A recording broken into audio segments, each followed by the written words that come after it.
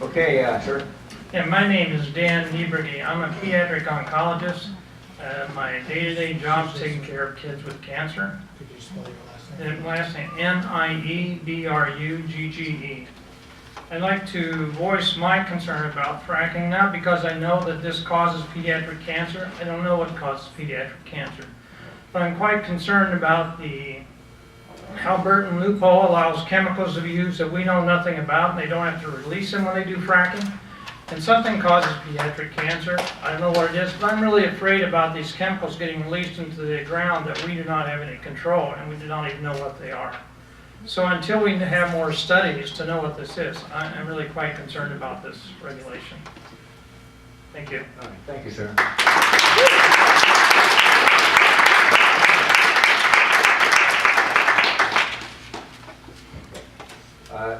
Barry Swanson?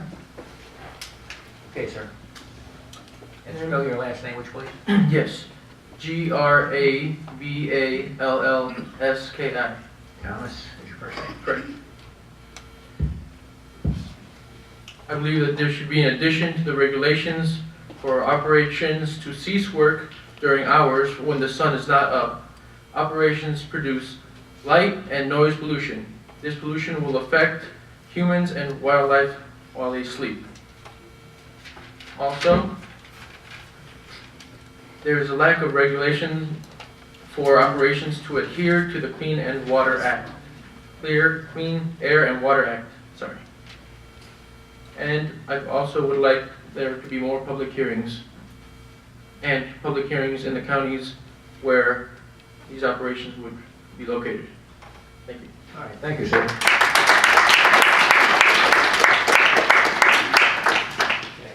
Barry Swanson here. Okay, and then we're going to have Vito Mastrangelo. I've seen these people before.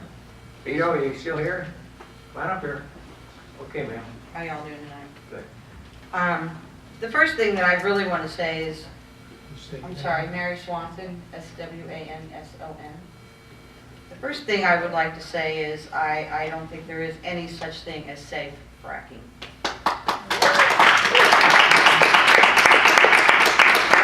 It's not safe for the environment, it's not safe for the workers. I have worked in the medical profession. I've spent time in an emergency room. You can't wait until Monday to find out what you're treating your patient for. It just isn't going to work, because who knows, they might be dead by Monday. We don't know what these chemicals are, and I don't even know how they can train their workers on safety, OSHA training if they don't even know what it is that they're being exposed to. And again, I think that doctors need to be, if this is going to be done, which again, I think it's a really bad idea.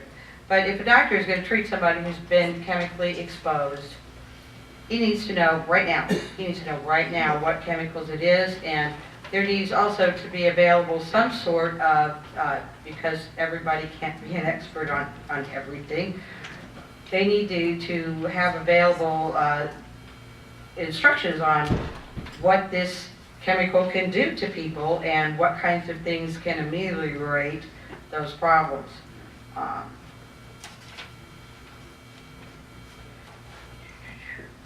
So that's the one thing I'd like to talk about.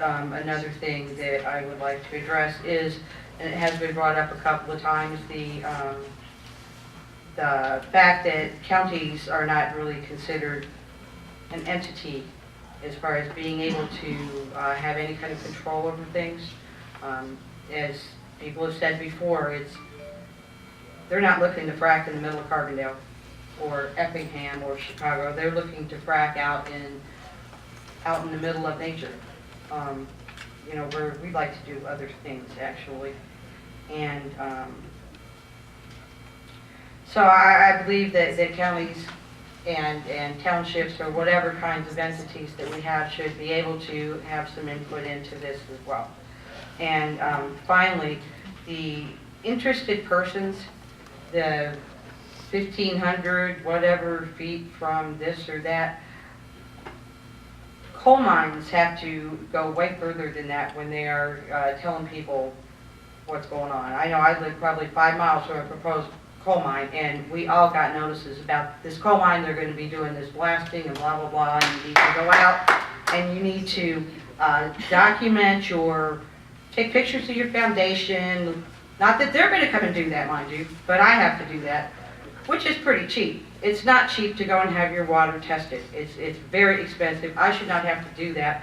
And I understand that people who have done that, the industry has said, oh, that's a bad test. Our test didn't say the same thing. So I think it's very important that pre-testing of resources, rivers, wells, aquifers, is done and is done at the expense of the industry and not of the landowner. Thank you, Ms.